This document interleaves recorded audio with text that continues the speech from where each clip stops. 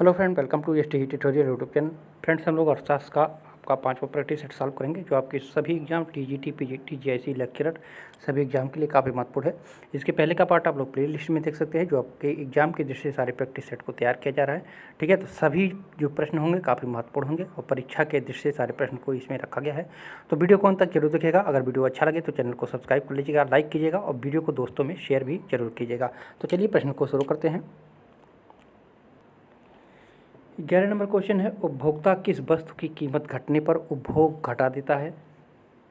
तो correct answer होगा आपका ऑप्शन नंबर सी, गिफिन वस्तु का। ठीक है, गिफिन जो वस्तु होता है एक प्रकार की विशिष्टहीन वस्तु होती है, जिनके संबंध में उपभोक्ता उनकी कीमत गिरने पर उनके उपभोग को घटा देता है तथा उनकी कीमत बढ़ने पर जो है उनके उपभोग को जो है वो बढ़ा देता है। अर्थात कहा जाए तो गिफिन पदार्थ की मात्रा उसकी कीमत में परिवर्तन की दिशा में बदलती रहती है, और गिफिन जो होता है वस्तुओं की अवस्था में ऋणात्मक आय प्रभाव प्रतिस्थापन प्रभाव से अधिक शक्तिशाली होता है। ठीक है, तो गिफिन वस्तु की जब वस्तु की कीमत जो है घट जाती है तो उसको घटा देता है, जब इसकी कीमत बढ़ने लगती है तो इसको भी बढ़ा दिया जाता है। ठीक है, तो यहाँ पे सी ऑप्शन आपका करेक्ट हो जाएगा। 12 नंबर क्वेश्चन है, उपभोक्ता के अधिमान वक्र की ढाल दर्शाती है, तो वस्तुओं के प्रतिस्थापन की सीमांत दर को दर्शाती है। ठीक है, पी ऑप्शन आपका करेक्ट हो जाएगा। उपभोक्ता के अधिमान वक्र की ढाल पर जो है वस्तुओं के प्रतिस्थापन की सीमांत दर, यानी जो कहा जाए MR/SXY डिफरेंशिएट जो होता है, ये मान जो होता है सदैव ऋणात्मक होता है, क्योंकि प्रत्येक उपभोग के बाद जो है अतिरिक्त इकाई घटता हुआ फलन प्रदान करती है तथा वस्तुएं जो होती हैं एक दूसरे के अपूर्ण स्थानापन्न होती हैं। और देखा जाए तो MR/SXY जो है ये डिफरेंस डेल्टा वाई बार डेल्टा एक्स के रूप में जो है परिवर्तित हो जाती है। ठीक है, और इसका अगर ग्राफ हम देखें, ठीक है, तो ग्राफ इसका जो बनेगा आपका इस तरह से बन जाएगा। ठीक है, यहाँ पे आप लोग देख सकते हैं 2 पॉइंट, यहाँ पे एक पॉइंट यहाँ पे अगर हम ले लें तो यहाँ पे x2 और ये जो बनेगा आपका x1 बन जाएगा। ठीक है, x1 x2 बन जाएगा। ठीक है, और इसको जब हम मिलाते हैं, ठीक है, यहाँ पे मिलाते हैं तो y1 और y2 हो जाता है। ठीक है, और इसको हम कह सकते हैं कि ये जो मान होगा आपका डेल्टा x का होगा और ये जो मान होगा आपका डेल्टा y का मान हो जाएगा। ठीक है, तो यहाँ पे a b करके हम लोग इसको दर्शा सकते हैं, ये वर्जिन और ये y एक्सिस, ये x एक्सिस। ठीक है, तो हमेशा कहा जा सकता है कि ये जो मान होगा हमेशा सदैव जो है ऋणात्मक होगा। ठीक है, निगेटिव होगा। MR/SXY delta Y upon delta X का जो ये मान आएगा हमेशा क्या होगा, नेगेटिव होगा। ठीक है, तो यहाँ पे बी ऑप्शन आपका करेक्ट हो जाएगा। वस्तुओं के प्रतिस्थापन की सीमांत दर को जो है वो दर्शाती है। ठीक है, तो यहाँ पे बी ऑप्शन आपका करेक्ट हो जाएगा। 3रा नंबर क्वेश्चन है, उद्घाटित अधिमान्य सिद्धांत आधारित है, तो उद्घाटित अधिमान्य सिद्धांत किस पर आधारित है? तो आचरणवादी क्रमवाचक उपयोगिता पर। ठीक है, आचरणवादी क्रमवाचक उपयोगिता पर आधारित है। ठीक है, उपभोक्ता के व्यवहार के संबंध में व्यक्त अधिमान जो होता है, रेवेल्ड प्रोफेसस थ्योरी जो होता है, इस सिद्धांत का प्रतिपादन किसने दिया था? तो इस सिद्धांत को दिया था किसने? तो प्रोफेसर सैमुअल्सन ने। ठीक है, प्रोफेसर सैमुअल्सन ने, इसको भी आप लोग याद रखिएगा। उद्घाटित अधिमान्य सिद्धांत दिया था प्रोफेसर सैमुअल्सन ने, और इस सिद्धांत के मुख्य नियम बताए थे उन्होंने, मुख्य 7 नियम बताए थे। ठीक है, पहला था उपभोक्ता विवेकपूर्ण है, दूसरा बताया था सकर्मकता। ठीक है, सकर्मकता। ठीक है, और तीसरा बताया था इन्होंने सबल क्रमबद्धता की न्याय, और चौथा दिया था इन्होंने व्यक्त प्राथमिकता की अवधारणा, और 5वां दिया था उपभोक्ता की रुचि दी हुई है।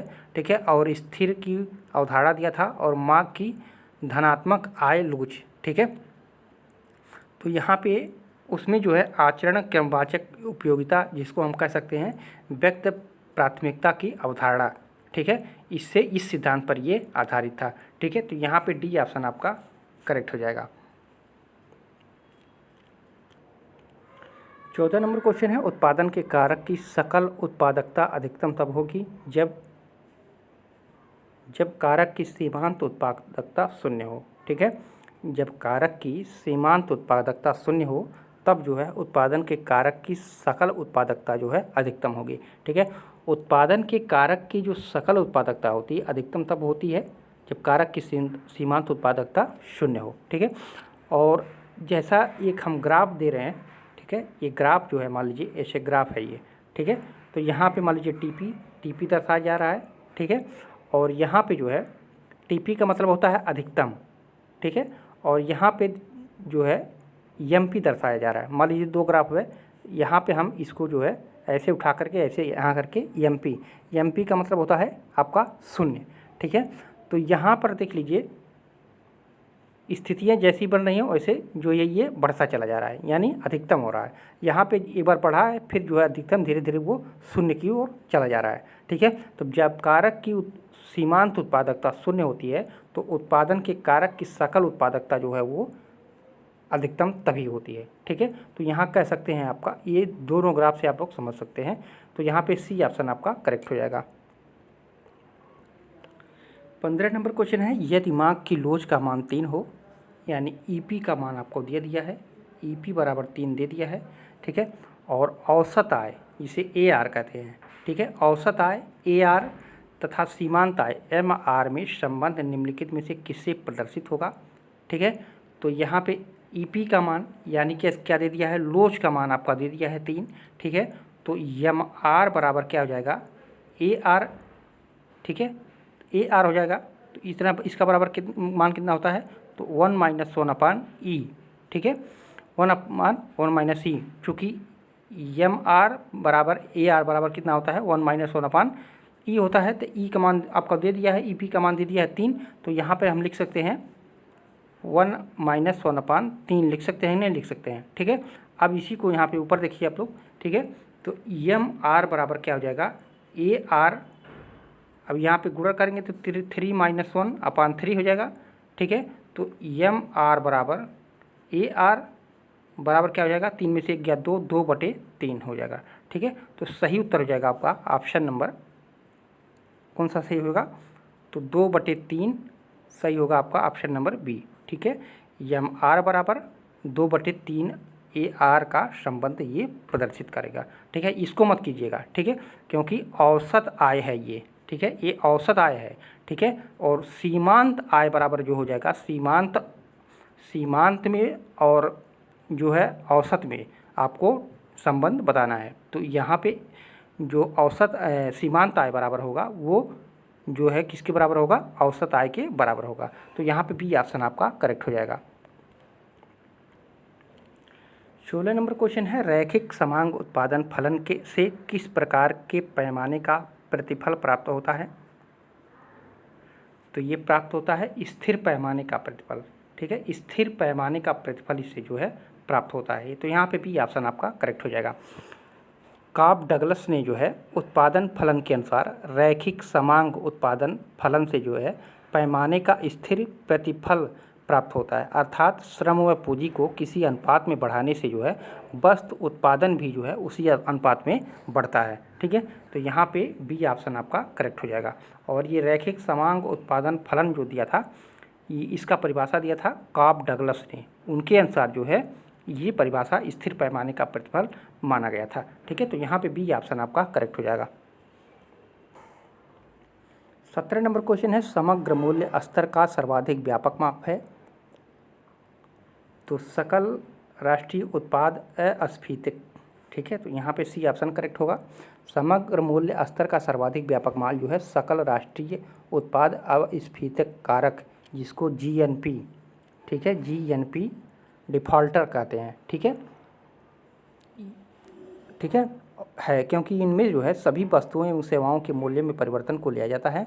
जब सकल राष्ट्रीय उत्पाद की गणना बाजार कीमतों अर्थात कहा जाए प्रचलित मूल्यों पर की जाती है तो इसे बाजार कीमत पर मौद्रिक GNP कहते हैं। और जब सकल राष्ट्रीय उत्पाद की गणना जो है आधार वर्ष के मूल्यों पर की जाती है तो इसे स्थिर मूल्यों पर GNP अर्थात वास्तविक GNP कहते हैं। और मौद्रिक GNP में वृद्धि तथा वास्तविक GNP में वृद्धि का अंतर जो होता है GNP की कीमत में वृद्धि, और इसे ही जो है GNP डिफ़ॉल्टर कहते हैं। जैसे अगर लिखा जाए तो इसका फार्मूला होता है GNP बराबर क्या हो जाएगा, चालू कीमतों पर GNP। ठीक है, चालू कीमतों पर GNP बटे क्या हो जाएगा आपका स्थिर कीमतों पर GNP, ठीक है, स्थिर कीमतों पर जो है GNP, ये आपका फार्मूला हो जाता है, ठीक है। तो यहाँ पे सी ऑप्शन आपका करेक्ट हो जाएगा।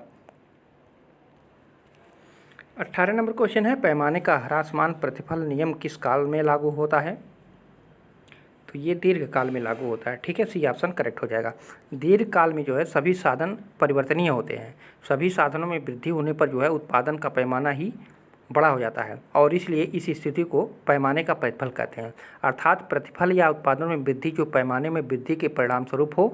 पैमाने के प्रतिफल जो है 3 रूप होते हैं, ठीक है, इसके 3 रूप बताए गए हैं। पहला पैमाने का वर्धमान प्रतिफल, जिसमें जो है जिस अनुपात में आगतों में वृद्धि की जाती है उससे अधिक जो है अनुपात में निर्गत में वृद्धि होती है।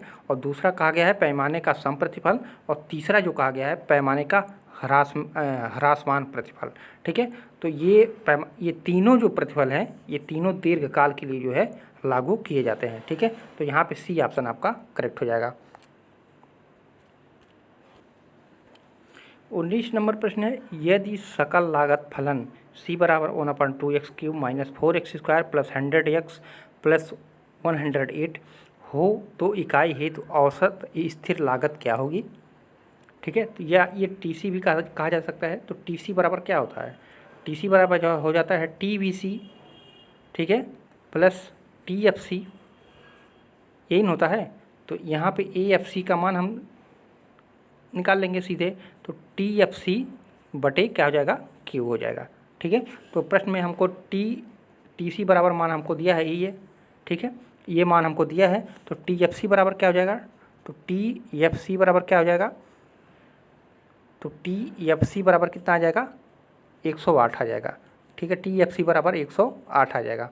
अब x बराबर क्या आ जाएगा, तो x का मान हम कहाँ से निकाल लेंगे, ठीक है। तो TFC बाई Q कर देंगे तो x का मान आ जाएगा हमारा x बराबर 9 आ जाएगा, ठीक है। तो अब हम कर सकते हैं AFC बराबर TFC बाई x। तो TFC का मान हमको मिला था 108 और x का मान हमको कितना मिला था, 9, ठीक है। तो अब AFC बराबर क्या हो जाएगा, यानी सकल लागत फलन क्या हो जाएगा, तो AFC बराबर हो जाएगा हमारा 12 नमा 108, ठीक है। तो यहाँ पे 12 इकाई आपका सही हो जाएगा, ठीक है। तो करेक्ट आंसर हो जाएगा आपका ऑप्शन नंबर बी। 20वां नंबर क्वेश्चन है, एक औसत स्थिर लागत वक्र की आकृति होती है। तो एक औसत लागत जो वक्र होता है इस तरह से बनेगा, ठीक है। AFC हो जाएगा और ये y एक्सिस, ये x एक्सिस हो जाएगा, ओरिजिन हो जाएगा, ये मात्रा आपका इधर जा रहा है, ठीक है, और ये लागत आपका ऊपर जा रहा है, ठीक है, ये लागत हो जाएगा, ये मात्रा हो जाएगा, ठीक है। अब देखिए क्या कर रहा है, एक औसत स्थिर वक्र की आकृति होती है। तो कैसा आकृति होती है, तो ये आयताकार अतिपरवलय होती है, आयताकार और अतिपरवलय होती है, ये अतिपरवलय है, ठीक है। तो यहाँ पे सी ऑप्शन आपका करेक्ट हो जाएगा, ठीक है। यदि कुल स्थिर लागत को उत्पादित इकाइयों से भाग दे दें तो प्रति इकाई औसत स्थिर लागत प्राप्त हो जाता है। तो कहा जा सकता है AFC बराबर TFC अपान Q, ठीक है। तो ये फार्मूला आपका आ जाता है जब एक औसत स्थिर लागत वक्र की आकृति जब पर्यावला या अतिपरवलयाकार होती है, ठीक है। और इसमें होता है, क्या होता है, जैसे जैसे उत्पादन की मात्रा बढ़ती है, ठीक है, उस पर लगने वाली प्रति इकाई औसत जो है स्थिर लागत क्रम से घटती जाती है। और AFC जो क्रम से है, ये वक्र दाहिनी ओर नीचे गिरता हुआ होता है पर कभी आधार वक्र को स्पर्श नहीं करता है। ये आधार जो है ये कभी इसको जो है स्पर्श नहीं करता है, ठीक है। और AFC वक्र का आधार आयताकार अतिपरवलयाकार, ठीक है, रेक्टेंगुलर हाइपरबोला होता है, ठीक है, जिसके प्रत्येक बिंदु पर जो है कुल स्थिर लागत जो है Q गुणे AFC अपान TFC, या तो कह सकते हैं AFC बराबर TFC अपान Q बनी रहती है, ठीक है। तो ये स्थिरता हमेशा बना रहता है, ठीक है। तो यहाँ पे सी ऑप्शन आपका करेक्ट हो जाएगा। तो फ्रेंड्स, ये रहे महत्वपूर्ण प्रश्न। कैसा लगा कमेंट कीजिएगा, वीडियो को लाइक कीजिएगा, दोस्तों में शेयर भी कीजिएगा। फिर मिलते हैं अगले पार्ट में। पूरा वीडियो देखने के लिए आप सभी को धन्यवाद।